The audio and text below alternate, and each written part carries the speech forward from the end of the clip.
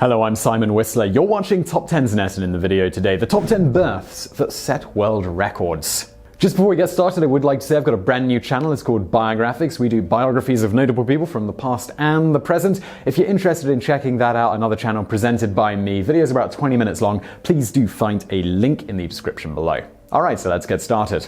The creation of a child is a strange and miraculous process, and while few women experience a truly average pregnancy, some of them have some really unique experiences. In the video today, we're looking at some of the most incredible birth stories that have ever been recorded.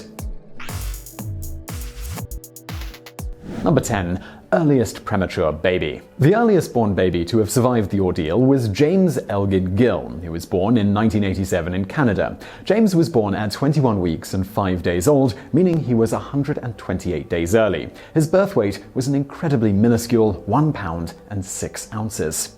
At the time of his birth, doctors expected James to pass away since he was so drastically premature. They also said that if he did survive, his parents should expect him to have several severe handicaps. But the baby defeated the odds and grew up to be a totally healthy man. Number 9. Lightest baby born. Surprisingly, while he was the youngest surviving baby to be born, James Elgin Gill wasn't the lightest. That title belongs to Premature, who was born in September of 2004 in Illinois. Premature was one of two twins who were born via cesarean at only 26 weeks, since their mother suffered from preeclampsia. This put both the babies and her own health at immediate risk. It's common for twins to be fairly different in size, and while Premature's sister weighed a petite 1 pound 4 ounces, Premature herself weighed only half of that, a shocking 8.6 ounces. She also measured in at a nearly record-breaking 9.5 inches long. While her sister got to leave the hospital in early January, Premature had to stay another month, at which point she weighed 5.5 pounds. Number 8. Shortest baby at birth. Remember how we said that Premature nearly broke the record for the shortest baby born? Well, that title was already held by Nisa Juarez, who was born in Minnesota in 2002. Born 108 days premature, that is, she was born after 24 weeks and 5 days of gestation, Nisa also weighed in at under a pound at birth, 11.3 ounces to be exact. She also measured in at 9.44 inches. She was held for almost 5 months before being released from the hospital. Number 7. Biggest baby. On the other side of the world's smallest and shortest babies are those heavy and lengthy ones, and the world's biggest baby record will make most women shiver. While the most famous record holder for the title of both longest and heaviest baby is Babe, who was born in 1879 to 7-foot 11-inch giantess Anna Bates and her equally tall husband, Babe only survived for 11 hours after birth, which is why he was never even given a name. Even so, Babe went down in the history books for weighing an amazing 22 pounds and measuring an unheard of 28 inches at birth. While not as famous as Anna Bates and her babe, Carmelina Fedele holds the title for heaviest baby, though Babe still claims the title for the longest. While the child's name was withheld when he was born in Italy in 1955, Fedele's baby weighed in at an unbelievable 22 pounds and 8 ounces, and unlike Babe, Fedele's son survived. Number 6. Longest delivery. If there's anything pregnant women fear more than a premature baby, or one that tips the scales at over 20 pounds, it's a lengthy delivery. While a 36-hour labor is enough to make the most dedicated mother shiver, that's nothing compared to the record-breaking 75-day-long delivery experienced by Polish mother Joanna Krystynek. But then, most women are trying to get their babies out when they go into labor, whereas in 2012, Joanna and her doctors were doing everything possible to keep her drastically premature babies inside her womb until it was safe for them to be delivered. It all started when Joanna, who was pregnant with triplets, went into labor at only 21 weeks. The first baby emerged from the womb and quickly died as it was too premature to survive on its own, so doctors opted to delay the delivery as long as possible in order to save the lives of the 2 other babies. They gave Joanna medication to stop the contractions, tied off the umbilical cord, and put it back in her uterus, and placed her in a bed tilted at 30 degrees with her feet pointed at the ceiling. And there she sat, nearly upside down, for the next 75 days of her life. Finally, at 32 weeks in, she gave birth to 2 healthy baby girls, each who weighed under 4 pounds. While Joanna's story might not be like that of most mothers, it still counts as labor because the birthing began at the start of those 75 days. Number 5. Longest gestation. The average pregnancy is 280 days, or about 9 months. Ask most mothers who carried all 40 weeks and they'll tell you that it seems like the last month dragged on for about a year. Well, now just imagine how Los Angeles resident Bola Hunter felt when she went through a pregnancy that lasted over a year in 1945. Doctors didn't actually accept Bowler's report that her pregnancy lasted 375 days, especially since her daughter, Penny Diana, was born healthy at birth. Many babies who go significantly over their due dates suffer from a number of health problems, which is why most women are induced at 42 weeks, and the record is unlikely to be broken anytime soon.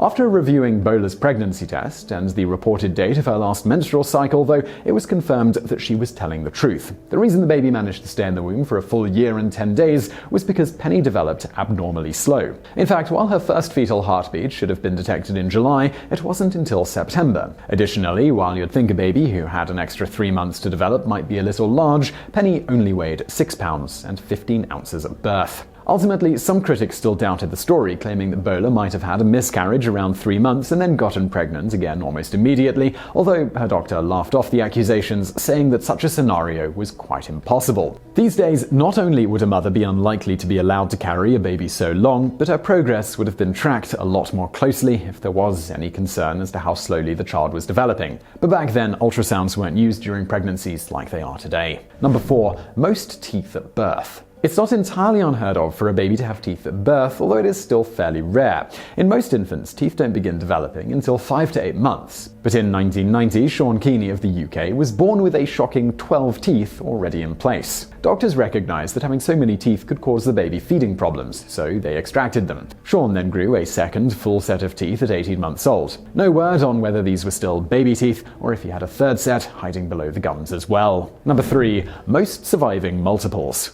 Say what you want about the headline-grabbing Octomum Nadia Suleiman, but there's no denying that it couldn't have been easy carrying 8 babies to term. She still remains the record holder for the most number of babies successfully carried at once. If you weren't familiar with the Octomum story, the basics are that Nadia already had 6 children through in vitro fertilization and then decided to implant 12 of her stored embryos at once. 8 of the fertilizations came to term, and when the news got wind of the story, Nadia got a new nickname, and she became the center of a major medical ethics debate. Both then and now, doctors advise only implanting 3 embryos at a time for a 33-year-old woman. High numbers of multiple births can put the mother and babies at serious risk for complications, including death, premature birth, and more. While her fertility doctor claimed the implantation of 12 embryos was a mistake, the Medical Board of California didn't accept his story, and the doctor lost his license as a result. Nadia was not actually the first woman to carry octuplets to term, but the previous sets, also all conceived through artificial insemination, all resulted in at least one of the infants dying within a week after birth. As of today, all of Nadia's octuplets survived, as well as the 6 other babies she carried prior to the pregnancy that made her famous. Number 2.